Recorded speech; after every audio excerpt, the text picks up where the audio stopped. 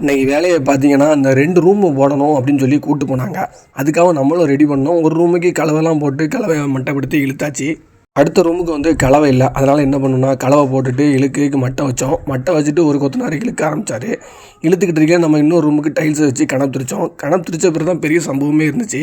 என்ன அப்படின்னா ரொம்ப பெரிய டைல்ஸ் அப்படிங்கிறனால ஒரு டைல்ஸை விட்டதுக்கு 3 கொத்தனாரும் களத்தில் இறங்கிட்டாங்க. ஒரு கொத்தனார் வந்து டைல்ஸை பிடிக்கிறதுக்கு, ஒரு கொத்தனார் வந்து அளவு வைக்கிறதுக்கு, ஒரு கொத்தனார் வந்து கட்டுற தழுதுக்கு, இப்படி 3 பேரும் பண்ணி ஒரு கல்லை வெட்டி தந்தாங்க. சூப்பராக அதுக்கடுத்து நல்லா பேச்சு விட்டாச்சு. ஒரு ரூமு முடிஞ்சது. அடுத்த ரூமு பாதி வெட்டிக்கிட்டு இருந்தோம். அதுக்கெல்லாம் வயிறு பசிக்கு சாப்பிடணுன்னாங்க. அப்புறம் சாப்பிடணுன்ட்டு உட்காந்தா அது பேர் தான் பெரிய சம்பவமே நடந்துச்சு. செல்லை தூக்கி முன்னாடி வச்சாங்க. மோட்டு பொட்டலுன்னு யூடியூப்பில் சர்ச் பண்ணாங்க. மோட்டு பொட்டல் பார்க்க ஆரம்பிச்சிட்டாங்க.